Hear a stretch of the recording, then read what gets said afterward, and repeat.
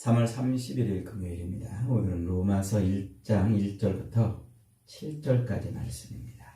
바울이 밝힌 바울의 정체라는 제목입니다. 바울이 밝힌 바울의 정체.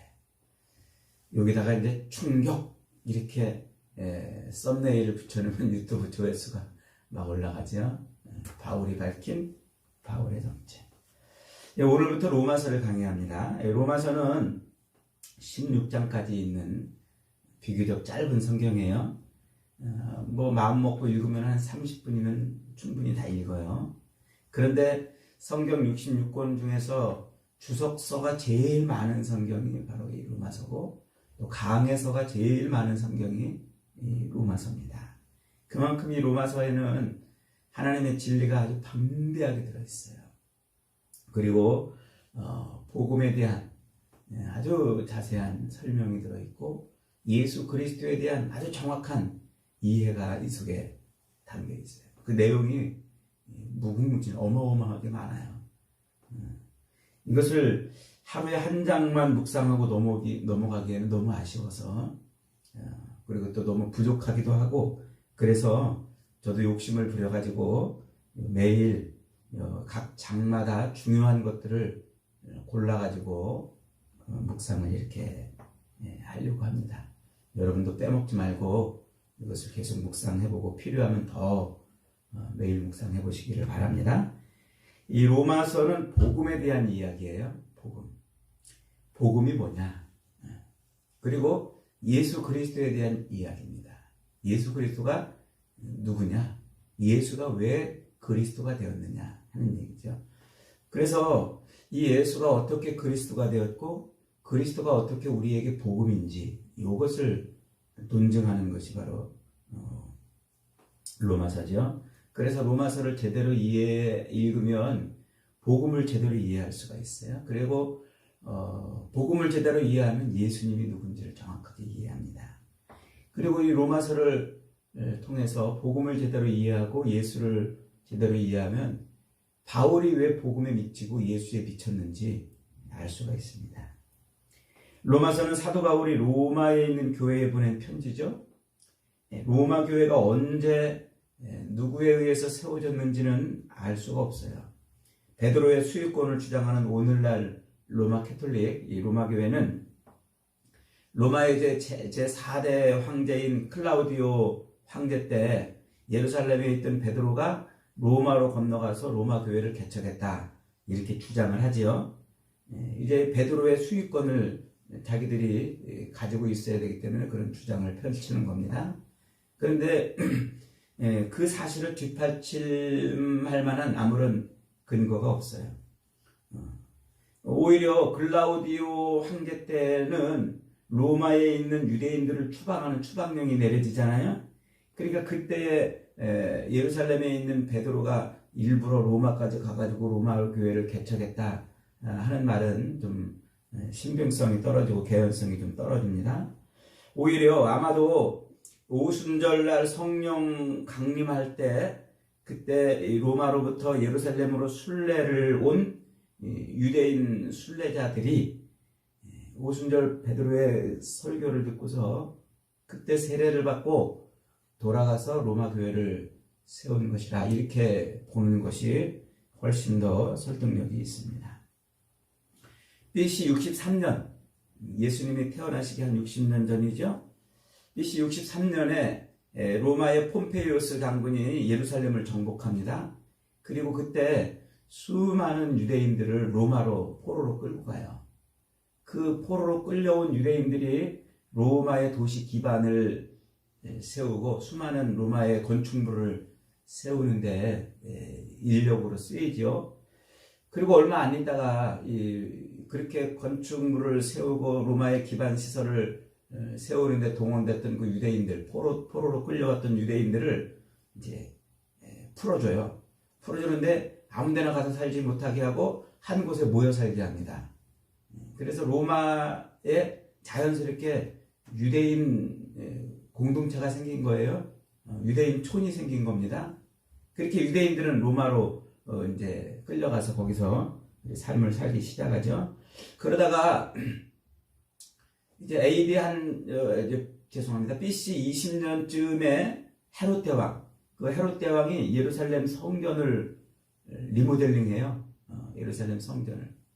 그래서 그때부터 BC 20년경부터 리모델링 해가지고 AD 한 40년쯤 이때 이제 완성이 됩니다. 그러니까 예수님 당시 AD 한 30년쯤 되면 그때는 한 80% 정도 완공이 되어 있을 때예요. 그리고 예수님이 사역을 막 시작하실 때 예루살렘 성전에 가가지고 비둘기 파는 자들의 상을 뒤집고 환전상들의 상을 뒤집어 엎죠. 이미 그때는 성전 제사가 복구가 되었고 예루살렘 성전도 성전으로서의 기능이 복구가 되어 있다는 거예요. 근데 이 유대인들은 항상 절기 때만 되면은 어디를 한 번씩 갔다 옵니까? 1년에 3차례, 적어도 3차례 그 절기 때 예루살렘 성전을 한번 이렇게 갔다 와요. 제사를 드리러 순례를 하는 거죠. 그러니까 예루살렘에 있는 그리고 이 유대 땅에 있는 백성들뿐만 아니라 저 멀리 흩어졌던 유대인들, 전쟁이나 혹은 흉년을 피해서 혹은 포로로 잡혀가서 그렇게 세계 각지에 흩어져 있던 그 유대인들을 소망이 뭐냐면 그 성전에 한번 가서 제사를 드리고 오는 거였어요. 그래서 그렇게 제사를 드리러 가는 열망을 로마에 있던 유대 공동체 유대인들도 그렇게 마음을 가지고 있었죠. 그러다가 사도행전 2장에 보면은 오순절에 제자들이 한 곳에 모였는데 그때 제자들에게 성령이 임했잖아요. 제자들이 각기 다른 방언으로 말을 하기 막 시작합니다. 사도행전 2장 5절은 이렇게 설명하고 있어요. 그때에 경건한 유대인들이 천하 각국으로부터 와서 예루살렘에 머물러 있더니, 그러니까 포로로 잡혀갔든지 혹은 전쟁을 피해 도망을 갔든지 혹은 흉년을 피해서 이민을 갔든지 이랬던 흩어졌던 유대인들이 세계 각국으로부터 예루살렘에 모였다는 거예요. 그때가 언제라고요? 오순절이라고 그랬어요. 오순절. 그러니까 예수님이 십자가에 못 박혀 죽으셨던 때가 6월절이죠. 그 6월절로부터 50일째 되는 날이 오순절이에요. 그러니까 예수님이 십자가에 죽으셨다가 사흘 만에 부활하시고 제자들과 40일을 같이 있다가 승천하신 다음에 얼마 안 있던 때, 불과 한 일주일 남짓한 기간이 있을 때 이제 그 오순절, 그 오순절에 성령이 임했어요. 그때 수많은 사람들이 베드로의 설교를 들어요. 그 베드로의 설교가 핵심이 뭐냐면 사도행전 2장 36절에 너희가 십자가에 못 박은 이 예수를 하나님이 주와 그리스도가 되게 하셨다. 십자가에 못 박아 죽인 그 예수를 하나님이 주와 그리스도가 되게 하셨다. 이게 베드로의 설교의 핵심입니다. 그런데 그때 그 설교를 듣고 수많은 사람들이 세례를 받아요. 한 3,000명가량이 그날 세례를 받았다 그랬죠. 그러니까 천하 각국으로부터 왔던 그 유대인들 중에 로마에서 온 1명의 유대인들이 그날 세례를 받고서 다시 로마로 돌아가서 교회를 세웠을 것으로 이렇게 추측을 한다는 겁니다. 사도행전 18장에 가보면은 우리가 이미 다 공부했습니다만은 바울이 3차 전도 여행 중에 저 고린도라는 지역으로 가지 않습니까? 그런데 그 고린도에 가가지고 누구를 만나요? 브리스길라와 아굴라 부부를 만나지요. 18장 2절에 보면 브리스길라와 아굴라가 그때 왜 고린도에 왔다고요? 글라우디오 황제가 로마에 있는 유대인들 다 추방시켜가지고 그 추방령 때문에 할 수 없이 고린도로 왔다 그랬어요. 그 고린도로 와가지고 지금 누구를 만났냐면 사도 바울을 만난 거예요. 그런데 그때 사도 바울을 만났을 때 이 브리스길라 아굴라는 이미 신실한 그리스도인이었어요. 그러니까 바울이 고린도에 3차 사역을 하고 있는 때 이미 벌써 로마에 아주 신실한 그리스도인들이 있는 로마 교회가 세워져 있었다는 것이죠. 바울은 이 로마서를 어디서 썼냐면 고린도 교회에서 썼습니다. 바울이 3차 전도여행을 하고 저 에베소로 갔을 때 에베소에 갔는데 고린도에서 지금 난리가 났어요. 그래서 교리적인 문제가 생겼고 또 바울의 사도권을 인정하지 않는다는 그런 장로들의 이야기를 들어요. 그러니까 바울이 속이 상해가지고 애가 타가지고 고린도 전서를 써가지고 보냅니다. 그런데 문제가 해결이 된 게 아니라 오히려 더 난리가 났어요. 바울은 사도도 아니다 뭐 이런 얘기까지 들리는 거예요. 그러니까 바울이 눈물로 고린도 교회를 눈물로 쓴 편지를 보내죠. 그게 누구를 통해서 보냈어요? 디도를 통해서 고린도에 보냅니다. 그리고서는 에베소에 폭동도 일어났지만 이 디도가 고린도 교회가 어떻게 됐는지를 그 소식을 갖고 마게도니아 지역으로 통해서 올 건데 궁금해가지고 먼저 마게도니아로 갔죠. 그래서 그 마게도니아에서 디도를 만나고서는 해결이 됐다는 얘기를 들었어요. 고린도 교회가 문제가 잘 해결돼가지고 평안해졌다. 그래서 기분이 좋아가지고 바울이 야 내가 너희들한테 갈 테니까 너희들 이제 헌금 좀 준비해 놓거라 이렇게 편지를 두 번째 편지를 썼다고 그랬죠. 세 번째 편지를 썼다고 그랬죠. 거기 고린도 후서라고 그랬어요. 그리고서는 이제 고린도 교회를 방문합니다. 그 고린도 교회를 방문해 가지고 3개월 정도 거기에 머무르지요. 그 3개월 동안 머무르는 동안 로마 교회에 편지를 보내는 거예요.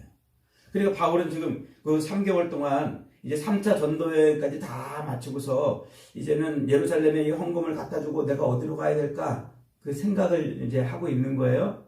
그래서 이제 예루살렘에 가서 헌금을 전해준 다음에 나는 또 다른 사역을 해야지 그렇게 구상을 하고 있는데 그 구상이 어디에 기록되어 있냐면 로마서 15장 24절에 기록되어 있어요. 22절부터 24절에 제가 한번 읽어보겠습니다. 로마서 15장 22절로 24절에 그러므로 또한 내가 너희에게 가려 하던 것이 여러 번 막혔더니 이제는 이 지방에 일할 곳이 없고 또 여러 해 전부터 언제든지 서바나로 갈 때에 너희에게 가기를 바라고 있었으니 이는 지나가는 길에 너희를 보고 먼저 너희와 사귐으로 얼마간 기쁨을 가진 후에 너희가 그리로 보내주기를 바람이라.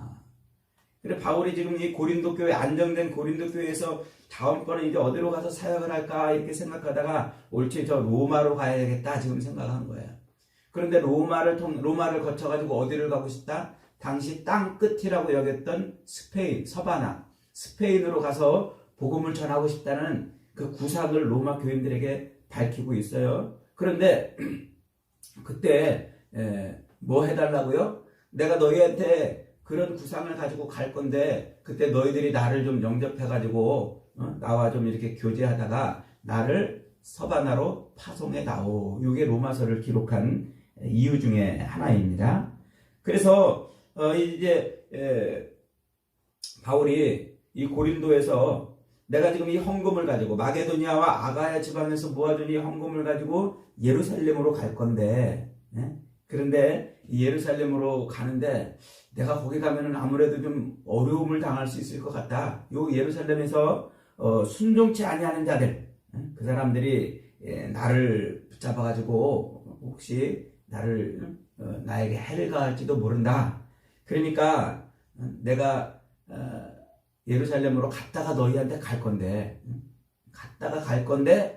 예루살렘으로 가는 이 일에 너희들이 좀 기도를 좀 해다오 이렇게 요청합니다. 왜냐하면 그 길이 순탄치 않은 길이라는 것을 알았던 거예요. 그러니까 바울은 자신이 예루살렘에 갈 때 혹시라도 잘못되더라도 내가 보낸 이 편지를 잘 읽고서 이 편지를 가지고 어떡하라?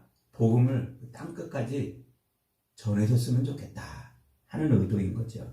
그러니까 로마서는 한마디로 바울이 마치 유언장을 쓰듯이 자기의 피를 짜서 복음의 핵심을 기록한 책이라 이렇게 말할 수가 있습니다. 오늘 본문 1절로 2절은 이렇게 시작합니다. 같이 한번 읽어봅니다. 예수 그리스도의 종 바울은 사도로 부르심을 받아 하나님의 복음을 위하여 택정함을 입었으니 이 복음은 하나님이 선지자들을 통하여 그의 아들에 관하여 성경에 미리 약속하신 것이라 그랬어요. 바울은 자신이 복음을 위해서 택함을 받았는데 그 복음을 위해서 자기가 택함을 받았는데 그 복음이 뭐냐면 이미 구약 성경에 예언된 하나님의 아들에 관한 것이다. 이렇게 설명하고 있는 거예요. 그래서 이 바울은 이 복음을 설명할 때, 로마서에서 이 복음을 설명할 때 하나님의 아들에 대한 자세한 설명을 하고 있는 거예요. 그래서 하나님의 아들 예수가 어떻게 그리스도가 되었고 그리스도가 어떻게 우리에게 복음이 되었느냐, 이것을 논증하고 있는 거죠. 그런데 지금 바울이 자기를 어떻게 소개하고 있어요? 예수 그리스도의 종 바울은, 이렇게 소개하고 있어요. 하나님의 복음, 이미 구약 성경에 오래전부터 예언되어 있던 하나님의 아들에 관한 그 복음을 위해서 자기가 부름을 받았는데, 뭐라고 부름을 받았다고요? 예수 그리스도의 종으로 부름을 받았다. 이렇게 소개하고 있어요. 자기 정체가 지금 뭐라는 거예요? 그리스도의 종이라는 거예요. 예수님의 종이라는 거예요. 예수님의 종이니까 예수님이 자기 주인이라는 거예요. 자기 주인. 사도행전 9장에 가보면은요, 예수님의 부활 이후에 제자들이 더 활발히 예수 그리스도를 막 전하잖아요. 그러자 바울도 더 열심히 예수 믿는 자들을 핍박하고 잡아서 옥에 가두고 싶어가지고 애를 씁니다.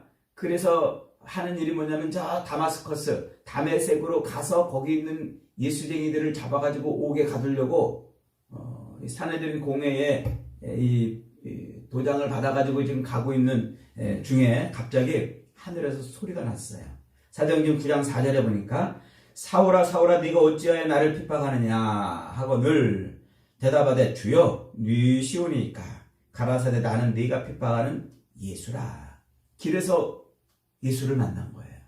다메섹으로 가는 그 길에서 예수를 만난 거예요. 그런데 그 예수를 어떻게 만납니까? 하늘에서 소리가 들려요. 그 소리가 들리는데 그 소리를 듣고 지금 바울이 뭐라고 그러냐면 주여 니십니까? 라고 지금 물어봐요. 그러자 그 소리의 주인공인 예수님이 나는 네가 박해하는 예수라. 이렇게 대답을 하신 거예요. 요 경험이 바울에게 대단히 중요한 경험입니다. 바울은 이 경험을 우리가 사도행전 공부했습니다만 총 3번 얘기하잖아요. 한 번은 사내들인 공회 앞에서 얘기하고, 또 한 번은 베스도 총독과, 또 한 번은 헤롯 아그리파 2세 앞에서 이렇게 얘기를 한단 말이에요. 그러니까 이 경험이 바울에게 대단히 중요한 경험이었다는 거예요. 하늘에서 갑자기 소리가 들렸는데 그 소리의 정체가 누구라고요? 예수님이었다는 거예요. 예수님의 못 박힌 손에 손가락을 넣어보기 전에는 주님이 다시 살아났다는 것을 못 믿겠다고 말했던 도마라는 사람이 있었죠. 그 도마가 예수님이 직접 자기 앞에 나타났어요. 그리고 예수님이 손을 쫙 펴가지고 야, 네 손가락을 여기 내 손에 넣어보거라. 그리고서는 내 옆구리에 손을 넣어보고는 믿음 없는 자가 되지 말고 믿는 자가 되라. 이렇게 의심 많은 도마에게 이야기합니다. 그때 도마가 그 모습을 보고서 푸덕푸덕 하고 예수님 발 앞에 무릎 꿇어요. 그러면서 뭐라고 말하냐면 나의 주님이시여 나의 하나님이십니다. 이렇게 도마가 고백을 해요. 그 나의 주, 나의 주라는 말이 큐리오스라는 말인데, 이 주라는 말이 큐리오스라는 말인데, 요게 헬라어의 아도나이라는 말과 대칭되는 말이에요. 하나님이라는 말이에요. 유대인들은 하나님이라는 말, 엘로힘이나 이 하나님의 이름을 직접 입에 담을 수가 없었어요. 너무나 존귀하고 너무나 귀한 이름이기 때문에. 그래서 그 하나님의 이름을 대신 표현하는 말이 아도나이라고 이렇게 말해요. 그 아도나이라는 말은 곧 하나님이라는 말이에요. 곧 우리 인생의 주인, 내 주인이라는 말이에요. 그래서 도마가 예수님을 보자마자 나의 주, 나의 하나님이라고 표현한 거예요. 그러니까 이 주라는 말은 곧 아도나이, 하나님이라는 표현이에요. 이 말은 주인이라는 말, 나의 주라는 이 말은 곧 통치자, 주인이라는 뜻인데, 헬라인들은 이것을 황제에게나 붙여서 썼어요. 우리가 대통령 각하, 옛날에 요즘에 안 씁니다만 대통령 각하, 각하라는 말을 대통령에게 붙여 쓰듯이 황제에게만 주 이렇게 썼어요. 그리고 간혹 이제 노예들이 자기 주인을 부를 때 주 이렇게 불렀어요. 그러니까 황제에게나 혹은 노예가 주인에게나 쓰던 말이 바로 이 주라는 말이에요. 주. 지금 바울이 하늘에서 들리던 그 소리, 하늘에서 소리가 탁 들리니까 그 소리를 듣고서 주여 하고 부르는 거예요. 그러니까 바울이 하늘에서 그 소리가 나는 그 소리를 들으면서 그 소리는 어디서 오는 소리예요? 하나님에게서 오는 소리인 것을 알았어요. 그러니까 주여라고 부르는 거죠. 그러면서 이 주님의 정체를 물어요. 그러니까 예수님이 뭐라고 대답하십니까? 나는 네가 박해하는 예수다. 그 소리의 정체가 누구라는 거예요? 예수라는 거예요. 예수. 이 바울이 이 경험을 인해서 그는 식음을 전폐하고 오랫동안 묵상을 하죠. 그러니까 바울이 이 경험을 통해서 예수님이 십자가에 달려 죽으신 예수님이 나의 주구나. 그분이 하나님이셨구나 하는 이 놀라운 진리를 깨닫는 거예요. 이게 바로 바울의 회심이죠. 회심. 그래서 바울은 기꺼이 이 다메섹 도상에서 만난 그 예수, 그 자기에게 소리로 들려졌던 그 예수를 자기의 주요 하나님이라고 고백할 수 있게 된 거예요. 종은요, 로마 시대의 가장 비천한 신분인 노예를 의미했죠. 로마 사람들은 노예를 주인의 소유물로 인식했어요. 노예는 사람으로 취급을 받지 못했습니다. 누구나 짐승처럼 사고 팔기도 했습니다. 한번 주인이 자기를 사면 그 주인의 명령에 따라야 했습니다. 주인의 명령에 따라서 죽기도 하고 살기도 했죠. 만일 이 종이 주인을 위해 살지 않고 다른 삶을 살면 그것은 배신이고 반역이고 곧 죽음을 의미했습니다. 그래서 종이라는 말을 자신에게 붙인다는 것은 상상하기 어려운 일이었어요.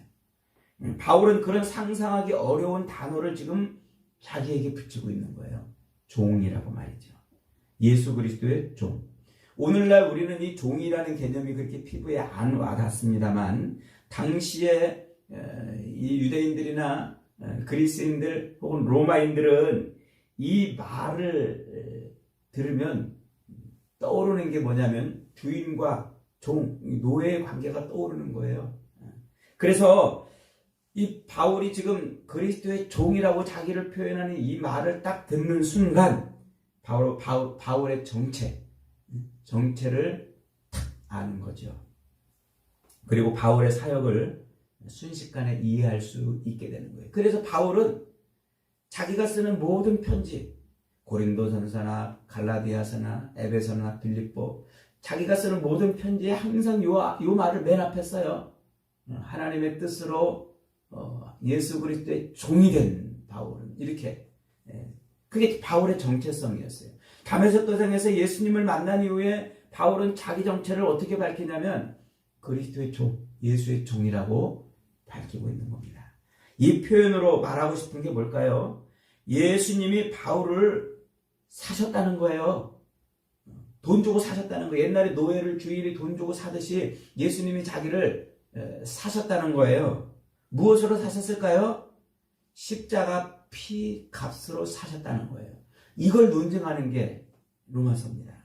그래서 바울은 다른 편지에서도 주님이 우리를 자신의 피값으로 사셨다고 여러 번 밝히고 있죠. 특별히 고린도전서 7장 23절에 보면 이렇게 말합니다. 너희는 값으로 사신 것이니 사람들의 종이 되지 말아라. 말 안 듣고 지금 막 한창 막 싸우고 있는 그 고린도 교회 교인들한테 야 이것들아 너희는 정신 차려. 너희는 값으로 주님의 피값으로 사신 것들이니 사람의 종이 되지 말고 주님의 종이 되라. 야단을 치지 않습니까? 그리스도의 피값으로 샀으니 사람의 종으로 살지 말라는 거예요. 주님을 위해 살아야 된다는 거죠. 살아도 주를 위해 살고 죽어도 주를 위해 죽고, 이게 주님의 노예, 주님의 종이라는 존재입니다. 사나 죽으나 우리는 주님의 것이기 때문에 그래요.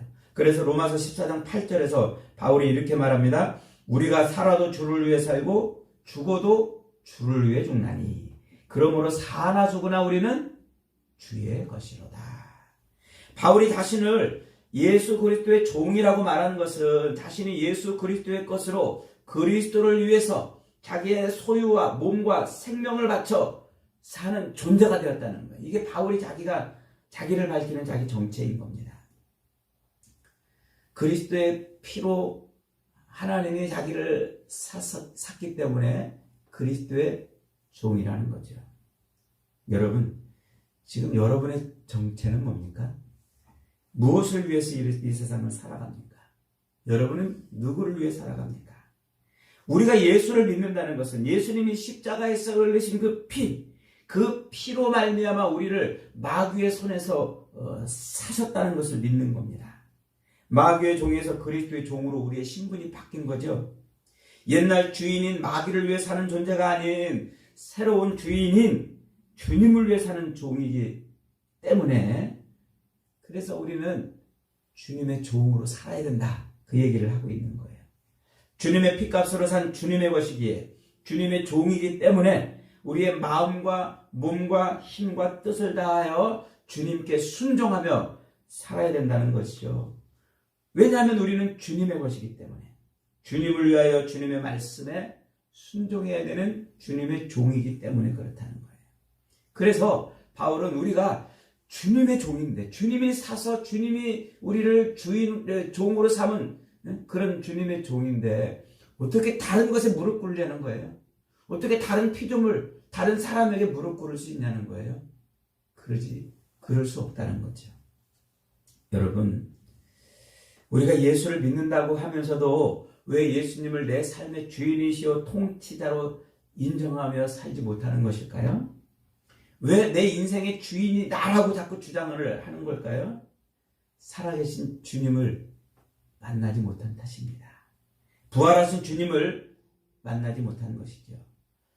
예수님이 누군지를 모르고 믿는 거예요. 예수님이 그저 세상에 수많은 사람들이 자기들 신 앞에 나가서 비나이다 비나이다 하는 그런 존재쯤으로 여기기 때문에 예수님을 내 인생의 주인이라고 고백하지 못하는 거예요. 여러분, 불교를 믿고 다른 종교를 믿는 그런 사람들이 자기들이 믿는 신 앞에 나는 당신 겁니다 이렇게 고백하는 거 봤어요? 당신은 내 주인이시고 내 인생의 통치자입니다 그렇게 말하는 거 봤어요? 자기 인생을 사는데 도움을 주는 그런 존재쯤으로 여기지 주인이라고 고백하지 못합니다. 여러분, 예수님이 우리를 피로 값주고 사셨다는 것은 우리가 주님의 것이라는 거예요. 내 인생의 주인이시고 내 인생의 통치자라는 것입니다. 기억하십시오. 예수님은 하나님이십니다. 그분은 우리를 위해서 십자가에 매달려 죽으신 구세주이십니다. 그분의 피로 우리를 사셨기 때문에 우리는 그분의 종이고 그분은 우리의 주인이십니다. 우리가 예수 그리스도를 믿는 것은 바로 그걸 믿는 것이고 그렇게 예수를 믿는 순간 우리는 주님의 것이 되는 겁니다. 내 인생은 나의 것이 아니라 내 인생은 주님의 것입니다. 그렇기에 우리는 주를 위해서 하지 않는 모든 것이 다 죄가 되고 반역이 되고 그것이 다 죽음으로 향하는 것이 되는 겁니다. 이 정체성을 잃어버리지 않아야 우리는 이 땅에서 온전한 그리스도인으로 살아가는 것입니다. 사랑하는 여러분, 로마서를 통해서 예수가 누구신지 정확하게 알 수 있는 은혜가 있기를 축복합니다. 로마서를 통해서 우리의 믿음의 실체가 무엇인지를 분명하게 깨달을 수 있는 은혜가 있기를 바랍니다.